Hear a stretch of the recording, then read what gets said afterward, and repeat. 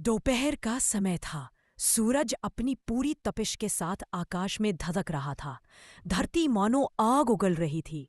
सड़क पर पाँव रखना भी मुश्किल था, पर उसी तपती सड़क के किनारे मंदिर के सामने एक नन्हा बालक नंगे पाँव खड़ा था। उसके मैले कुचैले कपड़ों पर धूल जमी थी, पर चेहरे पर मासूम मुस्कान थी। वह हाथ में कुछ फूल लिए आने जाने वालों से विनम्र स्वर में कह रहा था, भैया फूल ले लो, भगवान के चरणों में चढ़ा देना। लोग आते, मोल भाव करते, कुछ खरीद लेते, कुछ बिना देखे ही निकल जाते, पर वह बालक धैर्यपूर्वक वही खड़ा रहा, तपती धूप में, बिना किसी छाव के। पास ही एक सज्जन व्यक्ति मंदिर से बाहर निकले। उन्होंने देखा कि बालक की छोटी छोटी एड़ियां तपकर लाल हो चुकी हैं, जैसे अंगारे पर चल रहा हो। वे ठिठक गए। एक पल को उनके मन में करुणा उमड़ पड़ी। वे पास जाकर बोले, बेटा, इतनी गर्मी में नंगे पांव क्यों खड़े हो? बालक ने सहज भाव से मुस्कुराकर कहा, जूते नहीं है साहब, भगवान के लिए फूल बेचता हूं ताकि घर में रोटी बन सके। उसकी मासूम आवाज ने मानो उस व्यक्ति के हृदय को झकझोर दिया। वे कुछ क्षण चुप रहे, फिर बिना कुछ कहे तेजी से पास की दुकान की ओर बढ़ गए।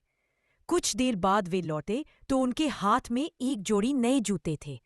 उन्होंने प्रेम पूर्वक कहा, बेटा, इसे पहन लो, अब धूप तुम्हारे पांव नहीं जलाएगी। बालक ने आश्चर्य से उनकी ओर देखा। आंखों में चमक थी, जैसे किसी सपने का सच हो जाना।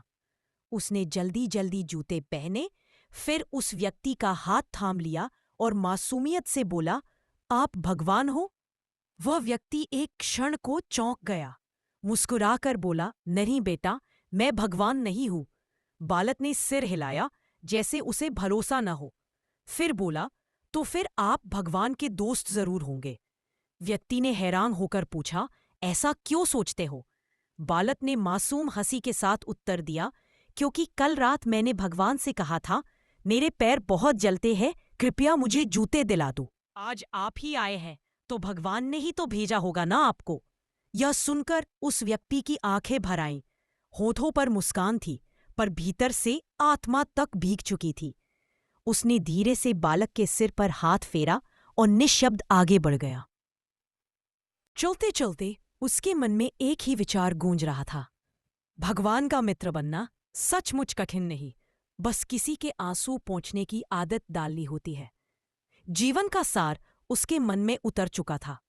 वो सोचने लगा, कुदरत ने मनुष्य को दो ही रास्ते दिए हैं, या तो देकर जाओ या फिर छोड़कर जाओ, क्योंकि साथ लेकर जाने की व्यवस्था किसी के लिए भी नहीं बनी।